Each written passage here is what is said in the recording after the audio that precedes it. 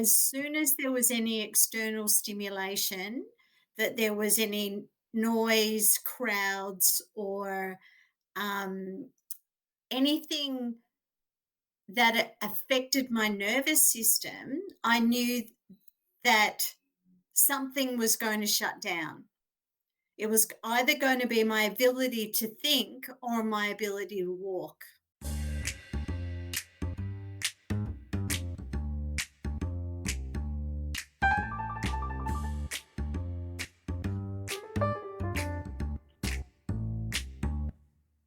This is Chocolate and Coffee Break, a compassionate proposition, a space to share stories, bridge divides, and spark meaningful connections. So grab your chocolate, pour your cuppa, and let's break down barriers, one conversation at a time. And now, here's your host, Andrea Putting. And welcome to Chocolate and Coffee Break for another enlightening episode. And I hope you've grabbed your cuppa and you've got your chocolate and you're ready to slow down and enjoy another enlightening episode. So, what happens when life changes overnight? My guest, Leigh-Anne Sharland, knows what it's like to live with an invisible illness that reshaped her entire sense of identity, productivity, and self-worth. Once a high achieving data expert, she now uses her experience with chronic illness and disability to open honest conversations about ableism, inclusion, and what it really means to redefine worth after illness. So please welcome with me, Leigh-Anne. How are you doing, Leigh-Anne? Ready to go? I absolutely am, Andrea. Thank you for having me today. Thank you for jumping on and being ready to share your story. So I like to start with a heart-opening conversations starter question. So my question today is, what's something you carry that no one sees? So I carry unpredictability. So I don't ever know when my condition is going to happen at its worst. So I have issues with my brain and with my body function. And so my ability to speak can alter moment to moment. And nobody knows that unless they know me. Yes, so I've been with you on this journey, so I understand all what you're saying. So what I'd like you to share with people is to start with, you're a high flying data expert in a corporate company, and then suddenly everything changed. Let's have a little bit of a insight into that. So I've got a 40-year career in corporate, and over the last 30 years, data has become a driving force in business. So I was at the leading edge of use of data. One day, I was helping traders make major decisions. The next day, I was unable to think for myself. So I know how quickly our brains can go from fully functioning to partially functioning to almost not functioning at all. And it is really scary because your identity is attached so much to what you do at work.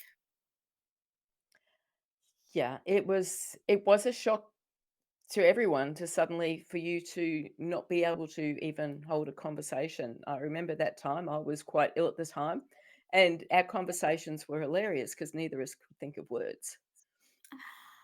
I know. We knew, I think, what we were trying to say, but um, I'm sure it would have been humorous for our husbands to listen to us try to support each other because that was what we did.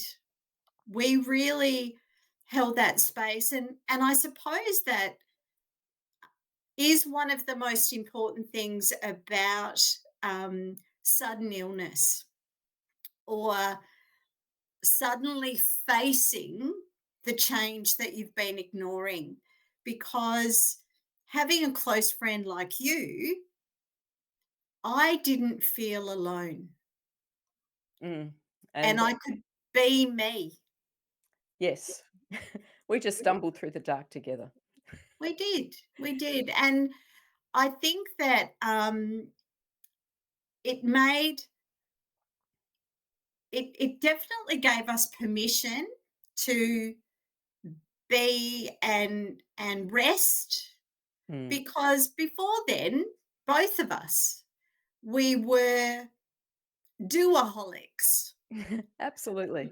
We did more than our share of anything asked of us, or that we could see a gap. Yeah. And when you go from fully being able to be physically, mentally, verbally, etc., and then to not be able to do any of those things, like even going shopping, I definitely couldn't make a decision. I Mm. definitely couldn't walk far. And the surroundings of everybody around me was overwhelming. Yes. So I'd like to talk more about that in a minute, but what did all this do to your self-worth? I was a little bit fortunate initially because I was so brain fogged. I actually didn't even have a thought about what was going on. But then when I started to struggle to go back to work, which I haven't been able to do, um, I felt I felt like a failure, and I wondered whether I would ever have anything important to do again. Mm. And that's a major thing for a lot of people is that feeling like I have no purpose in life. Well, I hadn't prepared. I No. didn't I didn't expect it. It was 10 years before my official retirement age. And because of that, there were no plans, none at all. And so I hadn't learnt a new skill. I had dreams of being a professional speaker, but that was a hobby and a way of giving to the community. I didn't have a plan. So how did you now redefine the difference between being able-bodied, being ableism, and to now having a what you say suddenly different life?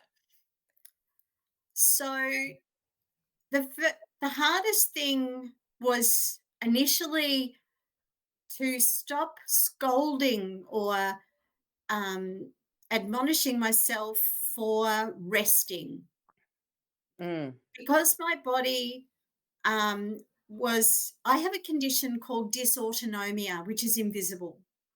It is when the automatic part of your body doesn't function properly, which can be your organs, your brain, your heart, um, or even my legs. So I have a variety of wheelchairs and walkers and walking sticks, because I have to be prepared for anything.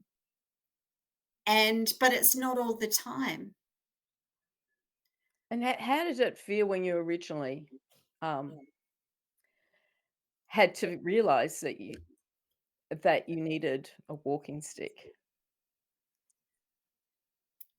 I was ashamed Mm. because I wasn't old enough. I wasn't 75 or 80. I was 57. And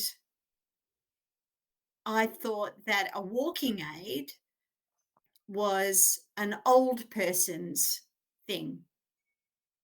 Even though I was a grandmother, I was a young grandmother. So it didn't apply to me. So having um, a ride on scooter and having a walker, I found it really difficult, and I found being in public really difficult too.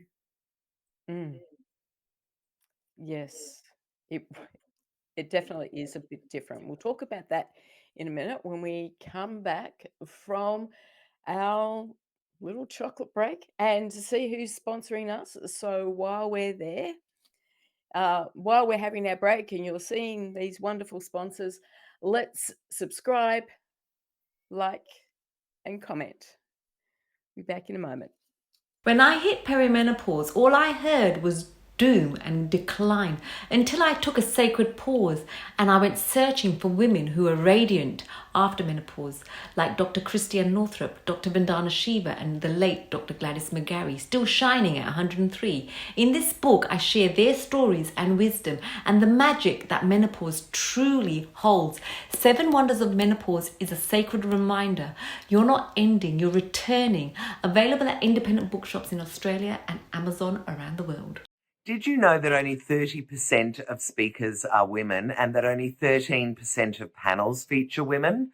In order to change that, there is now a directory at womenspeakers.com.au where you can go and search for a speaker. We also have groups on Facebook and LinkedIn under the name Australian Women Speakers, where you can just go and post about your event and women will respond.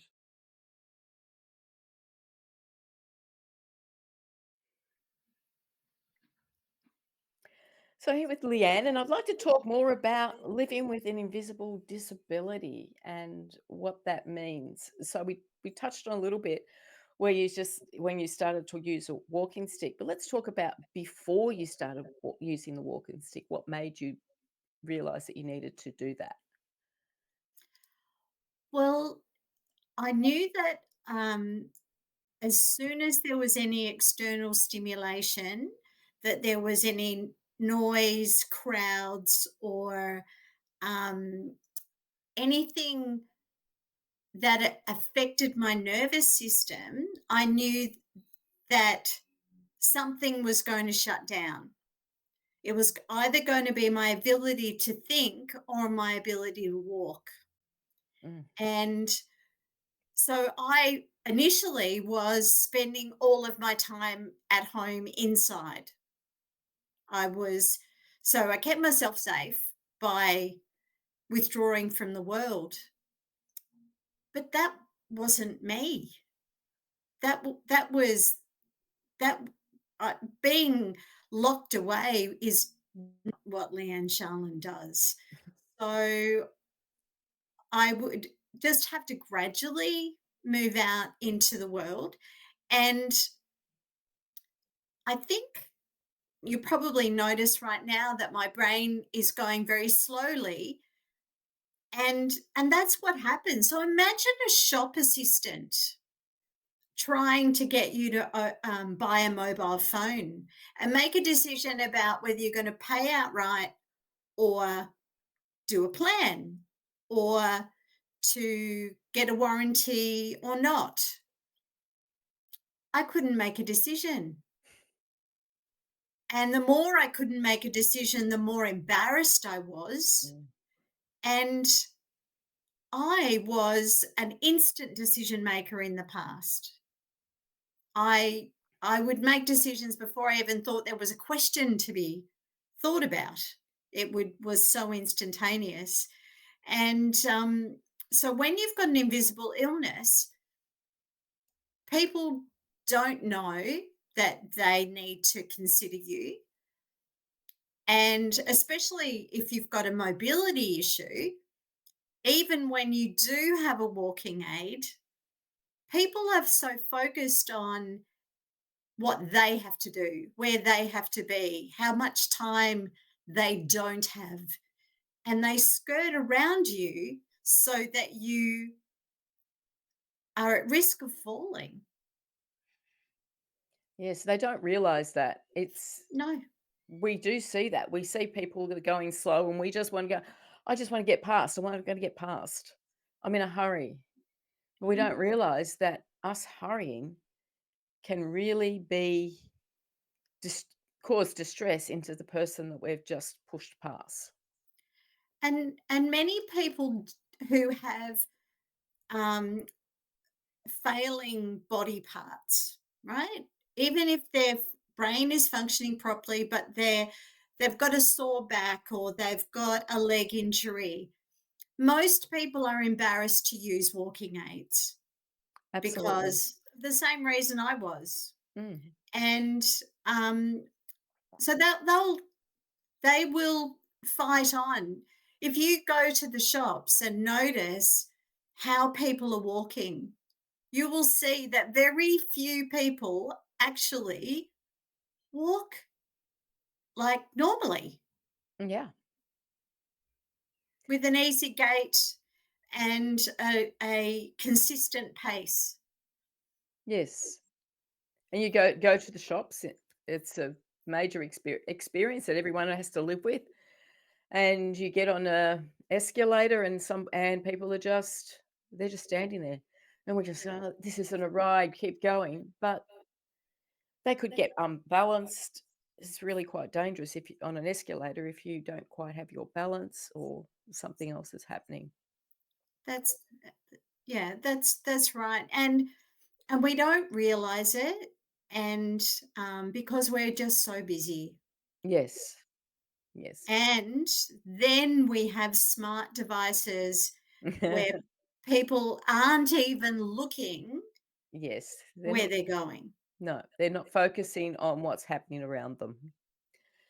But what are some of the invisible barriers that people with chronic illness or disability face that others don't notice or might not notice? So there is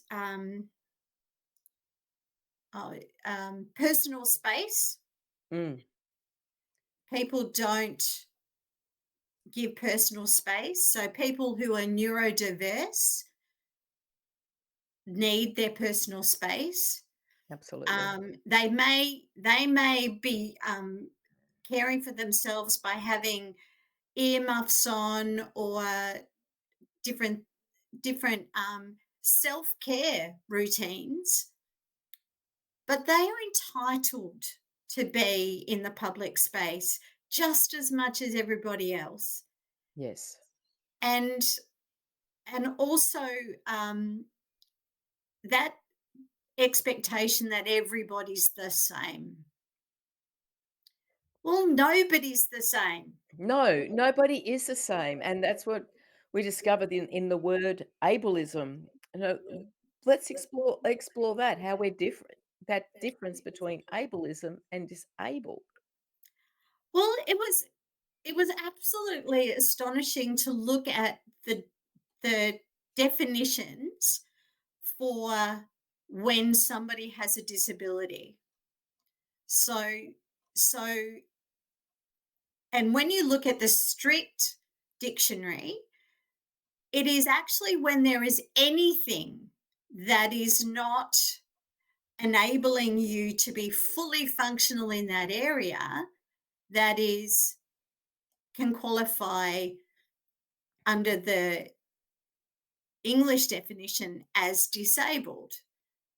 Whereas we've also got our medical definition of disability. Then we've got our government economical definition of disability when you Vastly get different. support. That's really vastly different, isn't it? That's right. And people with invisible illnesses like chronic fatigue, dysautonomia, um, and any of those diseases where you silently are managing your pain, fibromyalgia, and many women's issues. Yes. We just fight through them, and it is not understood by the majority of people. No, it's not. So let's quickly jump to another break so I can have some more of my delicious chocolate and subscribe, like, comment while we see who's sponsoring us and what they've got to offer us. Thank you. Introducing 123 Read to Me. We give books to children who don't have books so they can succeed. Help us give away books to supported playgroups, kindergartens, schools, community events. Come and sort books. Donate money. $5 equals one book in the hand of a child. Because just one book a day creates clever, kind and confident kids. 123 Read to Me. If this interests you, let's talk. You've ticked the boxes: career, commitments, calendar that's more packed than your pantry, but something's still missing. In Compassionate Purpose, Andrea Putting invites you to stop chasing busy and start living with intention. This book is about real fulfillment through small acts of compassion, purpose-driven service, and meaning that last. No pressure, no perfection, just purpose with heart. Compassionate Purpose, Discovering a Life of Fulfillment. Search for Andrea Putting on Amazon. And I wanted to find out about the lanyard that you're wearing. I know that that's a lot of people wear them. So let's explain what that's about so that other people understand. So the lanyard is worn by people with invisible disabilities to indicate that they may need additional help, and they may not respond in the way that a fully abled body and fully able-minded person can act. So I use this when I'm traveling, when I'm on a train, when I go into the city, supermarkets, because again, if I'm not showing people that I have got a problem, um, even if they're not looking, they can't possibly see it if I'm not saying something. And the more of us that accept our disabilities and the differences between us and others, the more that we can then have compassion and understanding. Yeah, it's a great thing for us to be able to now take notice once we know that, and we can take notice of when people are wearing that and give them the space or give them the help that they require. It's a really important thing. So with the situation, you suddenly different. There's a one thing that's really hard for many of us to do, and that's to ask for support and accessibility instead of pushing through. Now, how did you learn that skill to suddenly have to ask for support and say to people, "I'm sorry, I have a disability"? So initially, I got angry. I I could see that I wasn't getting the support. I was I possibly was sharing a little bit of information about myself, but I wasn't giving the full picture to people of what was going on for me. So I would get frustrated and I would spoil my experiences myself because of that anger. And I was able to reflect on that anger and then go, well, actually, if I explain my situation when I'm not angry, and then we can talk about how to deal with things in a fairer, safer, and more inclusive way. Because I sing in a pop choir, and I initially tried to stand. I can't stand. So I would then have to sit. But they didn't know how to incorporate disabled people. So together we've learnt. Yes, and that's a great thing. That brings up that point of how do workplaces and community build more inclusive design that supports people living with invisible disabilities? So what can we do? Well, firstly, we can include people who have these invisible illnesses or these physical disabilities in the decision making. So Mm. we look back on our buildings from earlier in the 1900s, last century, and we see that none of them have in their original specifications any ramps or anything that enables people in wheelchairs to partake in going into their buildings. Yes. Well, even now, it is a push to get designers to pay attention to the needs of disabled people. We know as women that women aren't catered for in design in many ways. The differences in our physiology and our appearance. So, like it's even further that things aren't made for complete inclusivity. Yeah. And it is a big push in this day to make that more accessible, to work with those buildings, to work with places where we all need to go and to make sure that they are more disabled friendly. And we've got to remember that that disabled friendly crosses so many different spheres. Well, like for me, I was a moment between fully abled and on my way to being disabled. Yes. So initially, when we first fall ill or we're first injured, we think it's a short term thing. Yes. Well, mine has been nearly 4 years. Yes. It is, and I work constantly at having more joy and more love in my life so that my body can feel safer, but I don't have the energy to use my brain all day. No, but you have found a way to start making a difference. So just share with us a bit about Suddenly Different. So when I was first ill, the idea of Suddenly Different came to me, and I didn't know what I was going to do with it.